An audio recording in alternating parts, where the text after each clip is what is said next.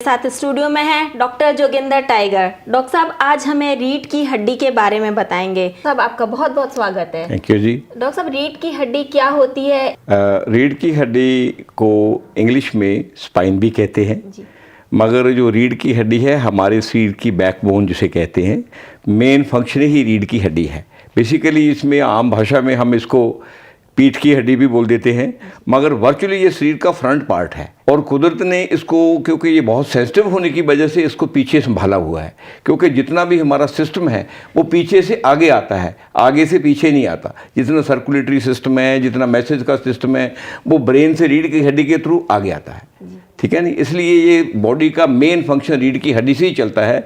हम ये कह भी सकते हैं कि ये रीढ़ की हड्डी हमारा ब्रेन भी यही है। डॉक्टर साहब ये क्या काम करती है और कैसे कैसे काम करती है? ये सारा हमारी बॉडी का जो जितने मैसेज हैं ब्रेन को यही पहुंचाती है। सेंसरी सिस्टम इससे चलता है, मोटर नर्व इससे चलता है, ब्लड सर्कुलेशन भी इससे चलता है। अच्छा बुरा बॉडी के बारे में इसी के साथ मैसेज आते हैं, इसके साथ सारी सेंसरीज काम करती है।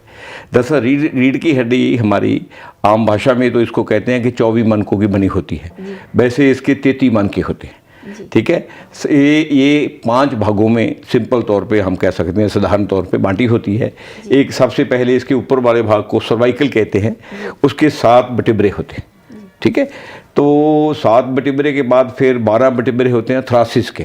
थ्रासिस को हम कह देते हैं जैसे ट्रंक कह सकते हैं, या किसी जैसे ये जो हमारी चेस्ट है, ये इसकी जो हड्डियाँ हैं, इस वाला पार्ट ये 12 होती है, 12 इसके बटेबरे होते हैं, 7 सर्वाइकल के होते हैं। उसके आगे 5 बटेबरे होते हैं फिर लंबर के बाद फिर रीढ़ की हड्डी के पास सैक्रल होता है, फिर कॉक्सिक होता है। ना सैक्रल के पास 4 होते हैं, कॉक्सिक के पास 5 होते हैं। ये टोटल जो है 33 वर्टिब्रास बन जाते हैं। इनका अलग अलग फंक्शन है। जैसे जो सर्वाइकल है रीढ़ की हड्डी का, वो ऊपर वाले भाग को, ये जो हमारा कंप्लीट भाग, ये जो हमारे चेस्ट की हड्डियाँ होती है, वो उसके ऊपर वाली जितना है, बाजू है, ये है सारा कुछ, लंग्स को सांस जा रहा है, ये 7 जो है वो वर्टिब्रा से सर्कुलेशन उससे जाता है।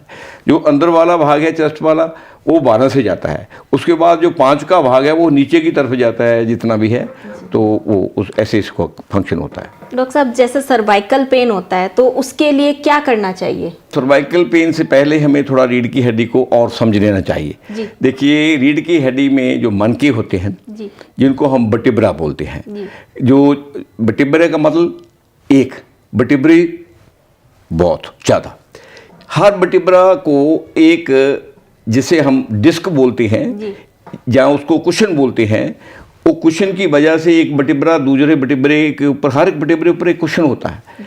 जो कुशन है वो टेंडन्स जो होते हैं उनसे बांधा हुआ होता है, उसके साथ लिगामेंट्स होते हैं। ठीक है, एक कुशन को कहते हैं कार्टिलेज। ठीक है, जब रीढ़ की हड्डी में या तो टेंडन में प्रॉब्लम हो जाए, लूज हो जाए, तो वो कुशन जो है जिसके हम डिस्क कहते हैं वो हिल जाती है। ठीक है, जहाँ किसी चोट की वजह से हिल जाती है, जहाँ हमारे गलत खान पान से हिल जाती है, जहाँ हमारे गलत बैठने से, एक्सरसाइज करने से, या किसी एक्सीडेंट से हिल जाती है। बेसिकली जब हमारे किसी भी पोर्शन में, चाहे वो सर्वाइकल का है, चाहे थ्रासिस का है, चाहे लंबर का है, चाहे सैक्रल का है, चाहे कॉक्सिक का है, जिसकी, क्योंकि जो लंबर के बाद जो सैक्रल है, सैक्रल का मीनिंग बेसिकली क्या है? मेरुदंड है। मेरुदंड एक त्रिकोणी टाइप का होता है। मेरुदंड का क्या? जिसपे सब कुछ टिका होता है। मेरुदंड पहाड़ भी हमारे पास, मेरू पहाड़ है ना, जिसपे सब कुछ टिका होता है। उसके नीचे जितनी बारीक बारीक वाली हड्डी होती है उसको हम पूंछल की हड्डी कहते हैं। उससे भी बहुत प्रॉब्लम्स आती है, वो हम आगे विस्तार में करेंगे। ये एक मतलब बटेब्रा ऐसे 33 भागों में रीढ़ की हड्डी बांटी होती है। मेन देखने में ये 24 नजर आते हैं। ठीक है, हर बटेब्रा के, दोनों बटेब्रा के बिटवीन इसके बीच एक कुशन होता है जिसे डिस्क कहते हैं। डिस्क टेंडन और लिगामेंट से बांधा हुआ होता है, और इसके अंदर स्पाइनल जो है कैनाल जिसे कहते हैं वो चलती है। उसमें फिर आगे क्या है? इसमें सेंसरी है, मोटर नर्व है, ब्लड वेसल्स हैं, और ग्रे फ्लूइड्स, बहुत कुछ इसके अंदर से चलता है। जो बॉडी का सारा सिस्टम सेंसरी का स्पेशली, वो रीढ़ की हड्डी से ही सारे हर ऑर्गन्स को, हमारी बेन सेंसरी की जाती है, मोटर नर्व की जाती है। वही जो सेंसरी की बेन बॉडी को मैसेज देती है, वही मैसेज ब्रेन को देती है, जिससे ब्रेन फिर फंक्शन करता है। उस फंक्शन से ही हमारी मोटर नर्व काम करती है। ऐसे ये रीढ़ की हड्डी, मेन काम रीढ़ की हड्डी का हमारी शरीर को बनाए रखना है। हम कहते भी आम भाषा में उसकी रीढ़ की हड्डी तोड़ दी, मीन्स उसका सारा सिस्टम नष्ट कर दिया। अगर आगे हमारे यहाँ चोट आ जाएगी, यहाँ कट हो जाएगा, तो हमारा स्टिचिंग होकर रिपेयर हो जाएगा। अगर रीढ़ की हड्डी बीच में से टूट जाए या कट जाए, वो जितना निचला पार्ट होगा उसके निचला, जहाँ से भी कट जाएगी, वो उसको पैरालिसिस हो जाएगा, वो कभी फंक्शन नहीं करेगा। इसलिए जो रीढ़ की हड्डी है या बैकबोन है, वो हमारे शरीर का एक ब्रेन ही है। असल जो फंक्शन रीढ़ की हड्डी के पास है। जो फ्रंट वाला पोर्शन जिसको हम फ्रंट कह रहे हैं, बेसिकली फ्रंट नहीं होता। फ्रंट बेसिकली वर्चुअली रीढ़ की हड्डी है हमारी बॉडी का, वो पीछे खुदा ने रखी हुई है, नेचर ने उसको बचाने के लिए पीछे रखा हुआ है। डॉक्टर साहब, इससे और क्या क्या बीमारियां होती हैं? रीढ़ की हड्डी से बहुत बीमारी होती है। जैसे देखिए, पहले 7 सर्वाइकल की है।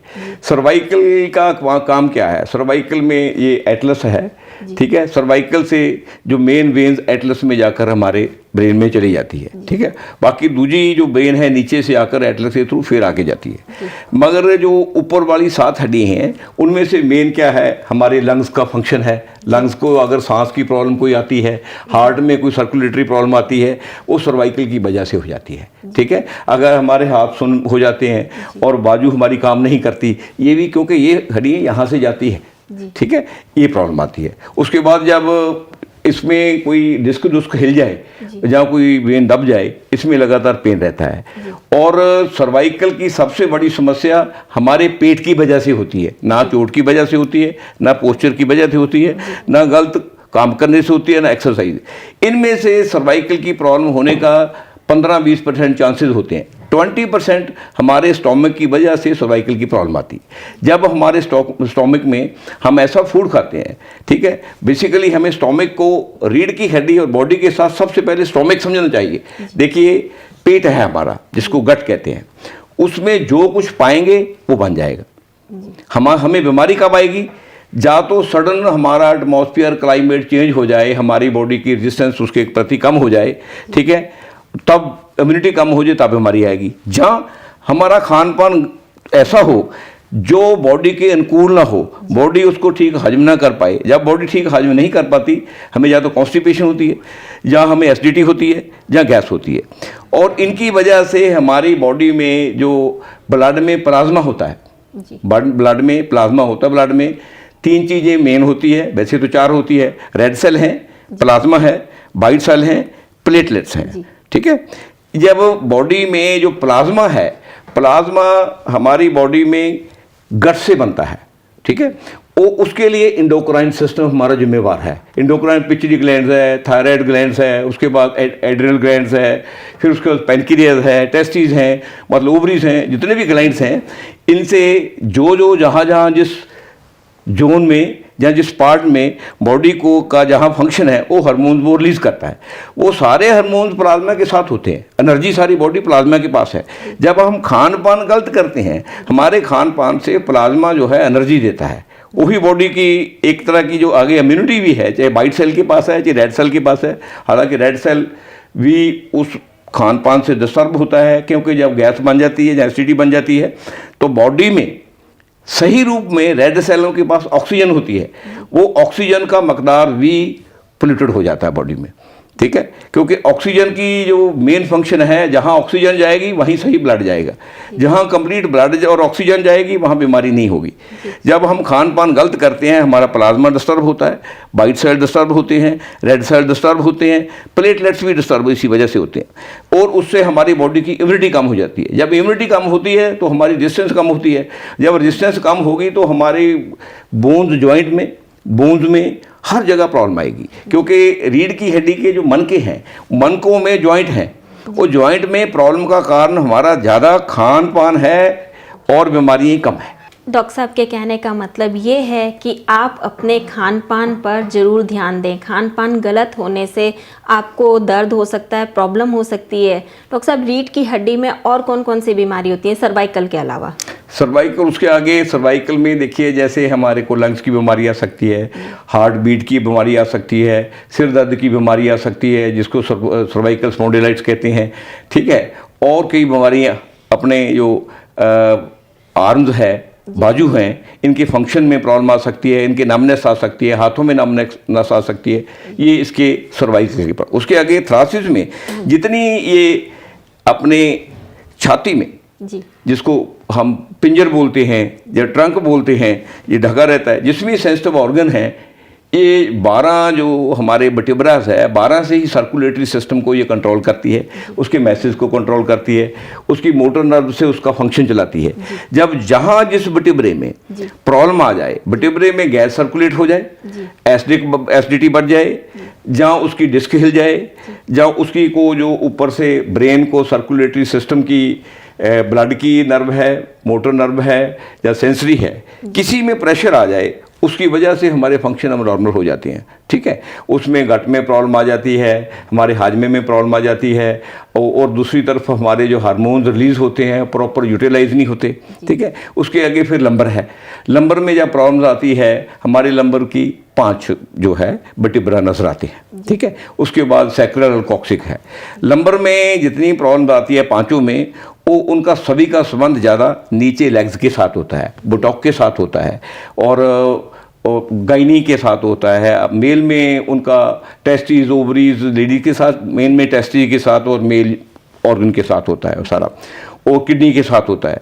वो जब उनमें प्रॉब्लम आती है, तो जब जिस वर्टिब्रे को वो नर्व डील करती है, उसमें वो प्रॉब्लम आने जाती है, उसका फंक्शन जो अब नॉर्मल होने लगता है। जैसे 4-5 एग्जाम्पल पे 4-5 नंबर वर्टिब्रा है, जब इनमें प्रेशर आ जाएगा, या इनकी कोई नर्व जो है प्रेस हो जाएगी, या दब जाएगी, या डिस्क हिल जाएगी, वहाँ पेन भी होगी। वो पेन अगर ज़्यादा दब जाए तो दोनों तरफ साइडों में, टांगों में जाने लगेगी। ठीक है, अगर 3-4 में आ जाए तो फ्रंट में आ जाएगी। ये सारा साइड का नर्व होती है पाँचों। जैसे 5 उंगलियां हैं, ऐसी 5 साइड का नर्व है। पांचों का प्रॉब्लम आता है, वो बाजू में, वो फिर यहाँ से जहाँ जॉइंट होता है, वो वापस बाजू में भी वो पेन चली जाती है, लेग्स में भी, या उसका रोग बढ़ जाता है। उसके बाद इससे पैर थोड़ा नम रहने लगते हैं, और टांग में पेन होने लगती है। इसके साथ जब सैक्रल में प्रॉब्लम आ जाए तो आदमी को, और साथ में कॉक्सिक में आ जाए, फिर आदमी को चलना फिरना ही मुश्किल हो जाता है, वो बेड रिडन बन जाता है। इसलिए रीढ़ की हड्डी जो है हमारी बॉडी को सही रूप में, रीढ़ की हड्डी ही चलाती है, रीढ़ की हड्डी ही डील करती है। इवन हमारी बोन मैरो भी, बोन मैरो की वजह से रीढ़ की हड्डी डिस्टर्ब होती है, मगर रीढ़ की हड्डी में जब प्रेशर होता है तो वहाँ की बोन भी डिस्टर्ब होती है, वहाँ की बोन मैरो भी डिस्टर्ब हो जाती है, वो प्रेशर की वजह से। एडवर्स इफेक्ट से उस जगह कई बार हमारे ट्यूमर डेवलप हो जाते हैं, और चीज़ें डेवलप, और घातक रोग डेवलप हो जाते हैं। वो भी इसी वजह से होते हैं कि जिस वर्टिब्रा के पास उसका सर्कुलेटरी सिस्टम है, उसका मैसेज है, या सेंसरी है, या मोटर नर्व है, जब उसको वो प्रेशर में आकर प्रॉपर मैसेज कन्वे नहीं कर पाती वो नर्व, जहाँ मोटर नर्व अपना फंक्शन नहीं कर पाती, जहाँ सर्कुलेटरी सिस्टम पूरा नहीं रहता, तो वहाँ बोन्स में प्रॉब्लम आ जाती है। फिर बोन्स में जो ट्यूमर वगैरह है, और चीज़ें, ये सारे बोन की वजह से वहाँ वो भी बातें वही उसी वजह से होती है। ठीक है, और वहाँ रेड सेल भी, वाइट सेल भी, लिम्फोसाइट भी सब डिस्टर्ब हो जाते हैं, जिसकी वजह से उस जोन में जब डिस्टर्बेंस आती है, उसकी वजह से फिर हमारे सेल डिस्टर्ब होने लग जाते हैं। कई बार कैंसर भी डेवलप हो जाता है। कैंसर का मीनिंग क्या होता है कि जहाँ पूरी एनर्जी नहीं जा रही, वो सेल मरने लगते हैं। ठीक है नी।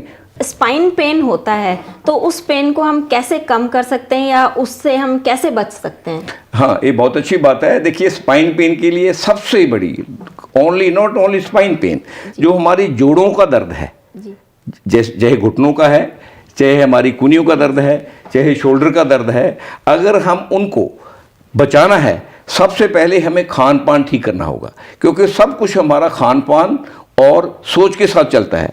और जब हम किसी चीज़ से डिस्टर्ब हुए होते हैं, खान पान अगर ठीक भी रह जाए, तो हमारा मैकेनिज्म, हमारी बॉडी का सिस्टम सारा डिस्टर्ब होता है, एंजाइम डिस्टर्ब हो जाते हैं, तो हाजमा डिस्टर्ब होता है। जब हाजमा डिस्टर्ब हो गया तो प्लाज्मा डिस्टर्ब होता है, ब्लड डिस्टर्ब होता है। वही हमारी बॉडी की एनर्जी है, वो ब्लड में ही हमारे ऑक्सीजन जानी है। ब्लड, उस ऑक्सीजन ने जहाँ जाना है, ब्लड ने जाना है, उसी ने क्योर करना है। जब हमारा खान पान डिस्टर्ब होता है, बेसिकली जॉइंट पेन, ऑर्थराइटिस, रियोमेटॉइड जिसे कहते हैं, या ऑस्टियोआर्थराइटिस कहते हैं, या यूरिक एसिड, ये इसी की वजह से डिस्टर्ब होता है। जी डॉक्टर साहब, ऐसे में क्या क्या खाना पीना चाहिए? हमें एक चीज़ का ध्यान रखना चाहिए, एक तो खाना ताज़ा खाना चाहिए, फ्रेश। टिन्ड फूड कभी नहीं खाना चाहिए, फ्रिज के खाने से अवॉइड करना चाहिए, कुकर के खाने से अवॉइड करना चाहिए, वाइट शुगर अवॉइड करना चाहिए, और स्पेशली सोयाबीन अवॉइड करनी चाहिए, ब्रोंकली अवॉइड करनी चाहिए। सोयाबीन और ब्रोंकली जो मैं देख रहा हूँ, मैं जितने केस मेरे पास आ रहे हैं, ये दरअसल हमारे पैराथायराइड की बीमारी का कारण सोयाबीन, ब्रोंकली, वाइट शुगर, कुकिंग जो कुकर में होती है, और सी सॉल्ट और रिफाइंड ऑयल, ये बहुत ही घातक हैं। इसीलिए जब आपका पैराथायराइड किसी भी इंसान का डिस्टर्ब होता है, पैराथायराइड का काम है बाकी जितने भी काम है, जितने भी ऑर्गन्स हैं हमारे, उनके फंक्शन को नॉर्मल रखना, उनका बैलेंस बना के रखना, चाहे वो एड्रिनल ग्लैंड्स है, चाहे वो पेनक्रियाज है, चाहे ओवरीज है, चाहे टेस्टिस हैं, चाहे पैराथायराइड ग्लैंड्स है, उसका काम है उसको उसका बैलेंस बना के रखना। जब हम फूड गलत खाते हैं तो कई बार फूड में आयोडीन की मकदार ठीक नहीं होती, और ब्रोंकली और रिफाइंड ऑयल वगैरह ये उसके सर्कुलेशन में डिस्टर्बेंस पैदा करते हैं, जिसकी वजह से हमारे ये सारे हार्मोन डिस्टर्ब होते हैं। हार्मोन डिस्टर्ब होने से प्लाज्मा डिस्टर्ब होता है, और रेड सेल में ऑक्सीजन पूरी नहीं जाती। जब ऑक्सीजन पूरी नहीं जाती तो हमारे वाइट सेल भी डिस्टर्ब होते हैं, हमारी इम्यूनिटी कम हो जाती है। हमारी इम्यूनिटी कम होने से ही हमारे बॉडी को बीमारियाँ आती है और जॉइंट पेन होती है। डॉक्टर साहब, जॉइंट पेन से बचने के लिए हमें कोई नुस्खा बताइए या कोई ऐसी चीज़ बताइए कि अगर एकदम पेन हो जाए तो क्या करना चाहिए? हाँ, उसके लिए आपके पास बहुत सिंपल घरों में, देखिए हर टाइम तो हम बाजार में सभी लोग नहीं रहते। एक तो गार्लिक का यूज़ करें, गार्लिक को ज़्यादा भूनकर नहीं, थोड़ा भूनकर खाएं। जिंजर का इस्तेमाल करें, दालचीनी का इस्तेमाल करें, और दूसरी तरफ अजमैन आप जानते होंगे, उसका अजमैन इस्तेमाल करें, सौंफ का इस्तेमाल करें। मतलब जितने भी ये मसाले हैं हमारे, ये एंटीऑक्सीडेंट हैं। जो एंटीऑक्सीडेंट का मतलब क्या होता है कि हमारे रेड ब्लड सेल को ऑक्सीजन प्रोवाइड करना।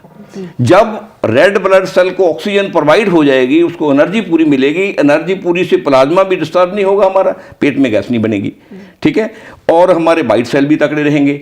और हमारे उसके आगे जो होता है, जो बोन है ना, बोन के जहाँ हमारा एंड होता है बोन का, आपने देखा होगा वहाँ कांच जैसी चीज़ होती है, कांच जैसे होता है, उसको हम कहते हैं cartilage. Cartilage has no blood vessel. Cartilage में ब्लड वेसल नहीं होती, वो अनरिपेयरेबल होते हैं।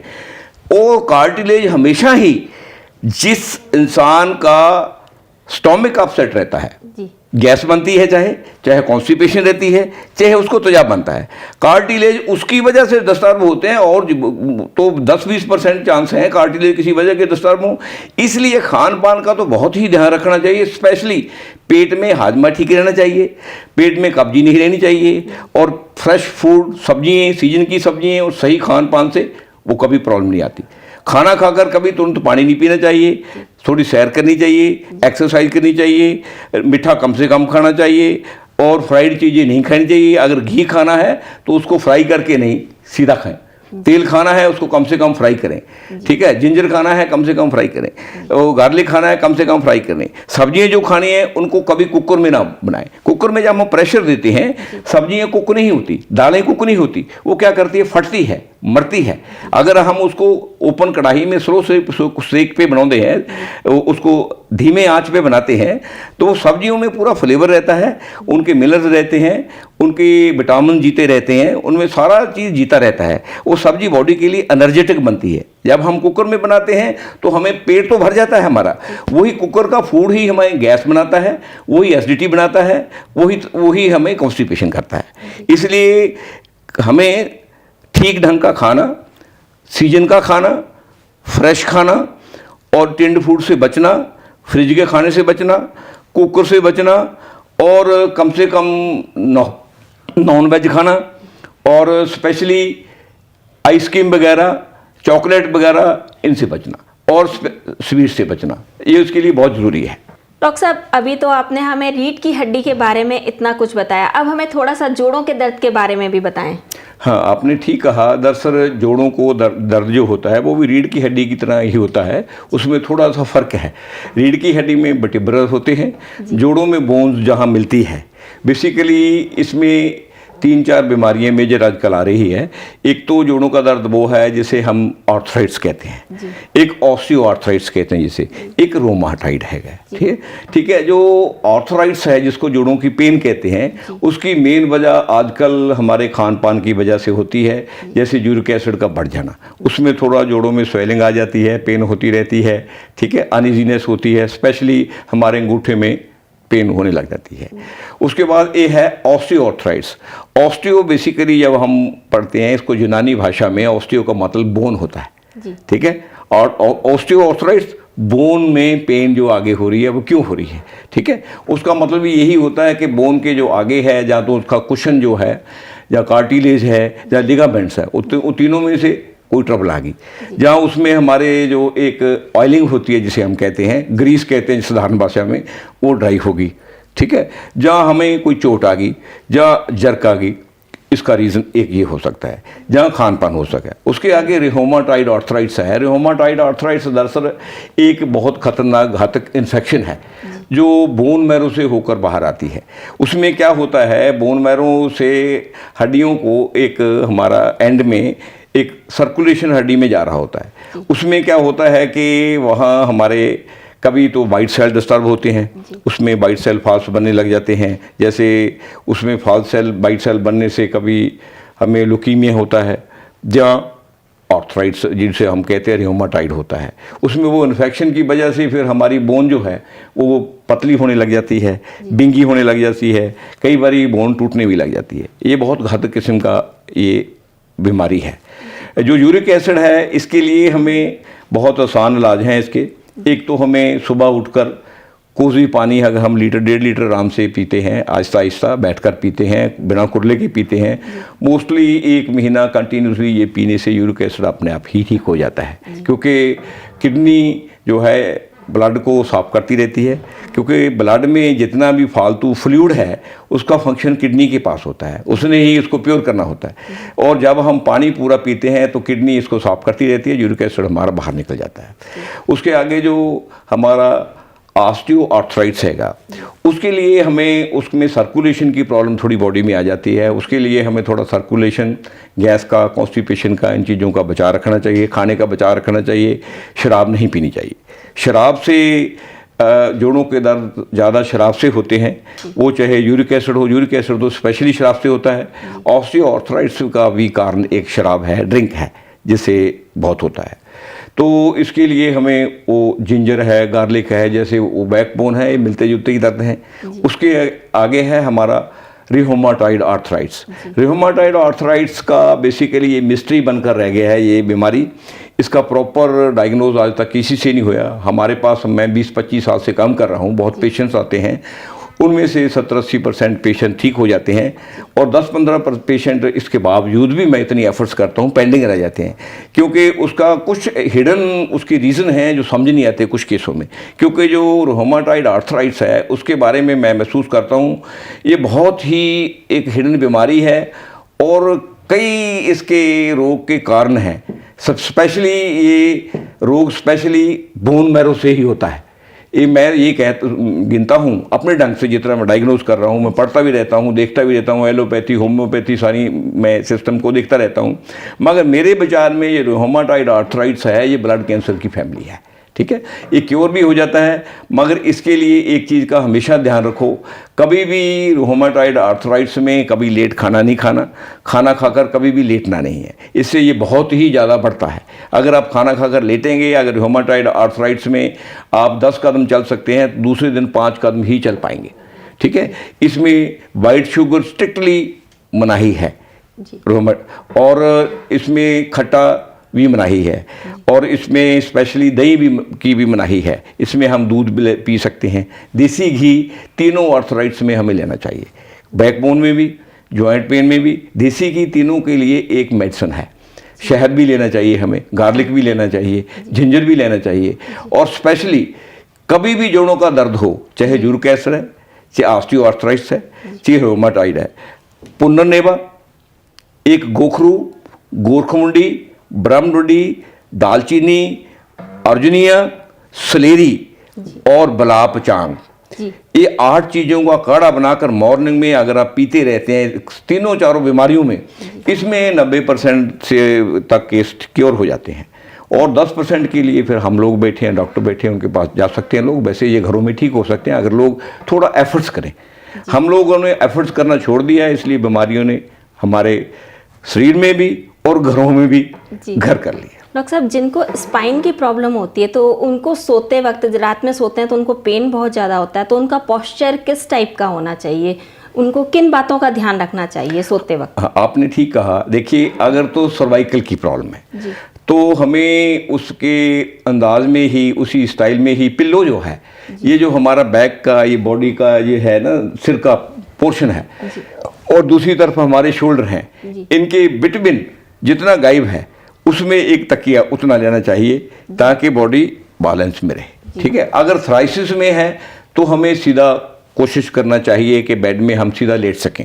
ठीक है। स्पेशली बैकबोन के लिए सीधा लेटना ही मैं मानता हूं कि सीधा लेटने से दर्द कम हो जाता है, क्योंकि जो कुशन है अपनी जगह आ जाते हैं और प्रेशर कम हो जाता है बैकबोन पे।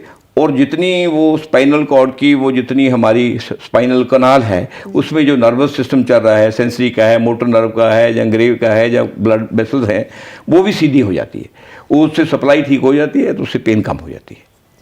डॉक्टर साहब, आजकल ना अक्सर ऑपरेशन का देखा जाता है कि ऑपरेशन करवाने के लिए बोल देते हैं डॉक्टर। जी जी। तो क्या ये ऑपरेशन करवाना चाहिए?